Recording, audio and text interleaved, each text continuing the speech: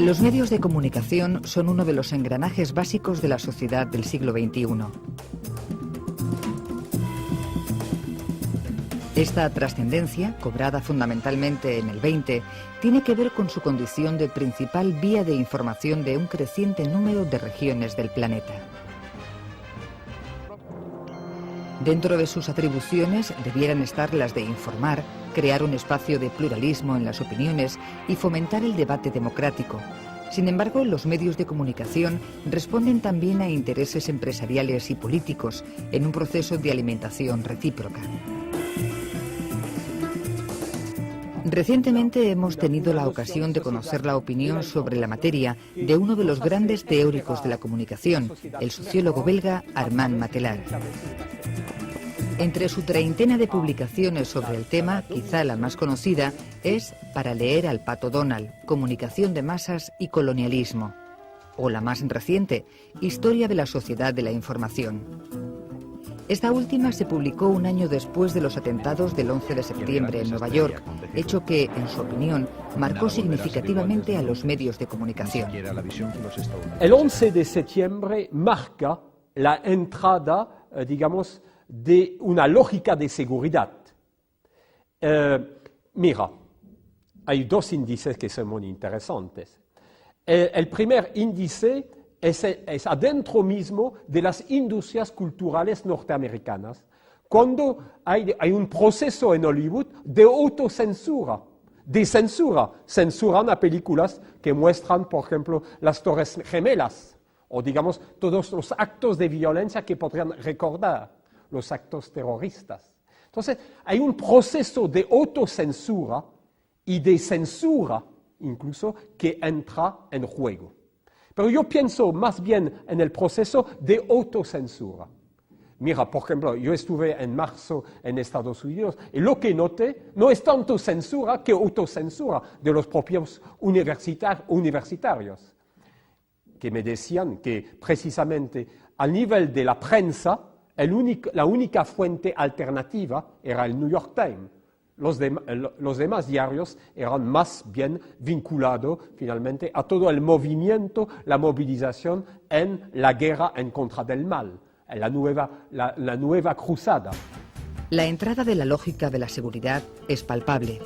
Fenómenos como el de la incidencia en las opiniones públicas y más ahora, en la era de la globalización y la concentración empresarial, llevan a muchos investigadores y profesionales a seguir con detenimiento las potencialidades y el uso que los medios de comunicación hacen y soportan. Esta obsesión por la seguridad nacional a partir de la hiperpotencia de Estados Unidos tiene relevos en cada sociedad. Es verdad que el auge, digamos, de las fuerzas de extrema derecha en todas partes, o digamos, de las posiciones rígidas del neoliberalismo, han conllevado y han puesto en el centro de la agenda, de la orden del día, la cuestión de la seguridad.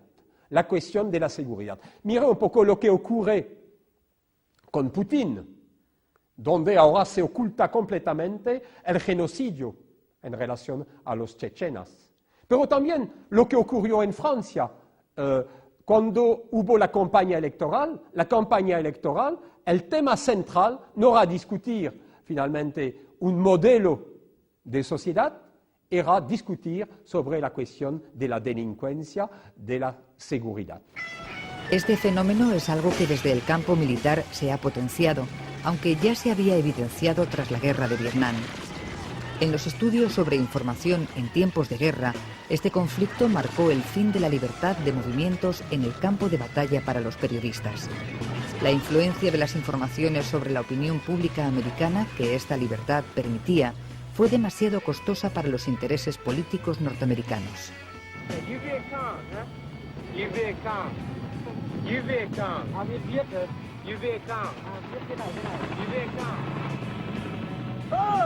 Después de la guerra en Afganistán, las dos del Golfo y otras muchas en las que no han participado tropas norteamericanas, siguen la doctrina de esta lógica de la seguridad.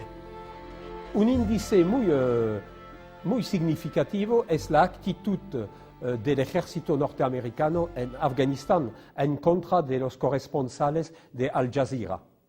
Por primera vez en relación a la guerra del Golfo, había una fuente alternativa de información. A partir del momento de la invasión en Afganistán, tú tuviste las únicas imágenes que se tenía sobre la guerra de Afganistán pasaba de hecho por, estaba supeditada a la censura establecida en el propio Afganistán. Las investigaciones de Armand Matelar, como las de otros especialistas, inciden en la actualidad en la creciente homogeneización de los discursos informativos, que tienen la perniciosa cualidad de limitar el debate público. Ciertos grupos, algunos de ellos contrarios al llamado sistema, no tienen acceso o tienen un acceso estereotipado negativamente a los medios de comunicación. Las fuentes de disidencia para ellos es tanto el terrorismo internacional, que sea el terrorismo fundamentalista, como se dice, como las disidencias que proceden de los actores de la sociedad civil que protestan en contra de un modelo de globalización. Y allá uno tiene una recaída clara cuando uno ve cómo la transmisión de las manifestaciones del movimiento de crítica a la globalización económica está finalmente representada. Y la representación que se tiene son de gente anti. Y la gente anti solo puede ser violenta. En circunstancias es que uno mira la manifestación de Génova en julio de 2001, la violencia no estaba al lado del movimiento social global en contra del G8, estaba del lado de las fuerzas de represión. Entonces, digamos que la noción de criminalización de la disidencia, incluso no solamente de la disidencia, pero de la opinión contraria al hecho que solo hay una solución, la guerra preventiva, finalmente, y la cruzada en contra del mal, marcan profundamente el campo de información.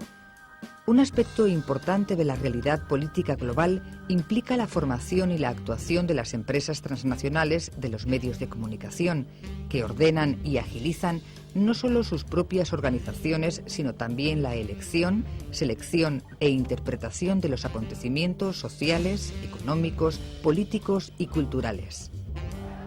Gran parte de lo que ocurre en el mundo, desde África al Caribe o desde Oriente al Occidente, sea importante o irrelevante, se divulga a los cuatro vientos a través de medios impresos y electrónicos según las directrices de sus propias empresas.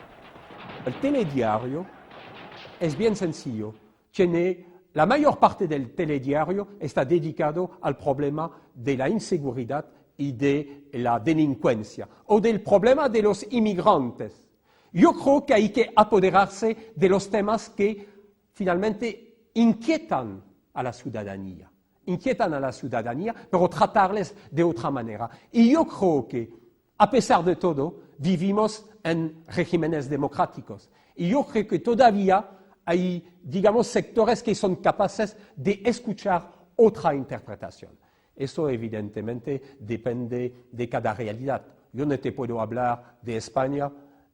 Yo creo que España tiene otra realidad que la de Francia. Pero es allá que tú ves que las respuestas también son eminentemente nacionales y locales.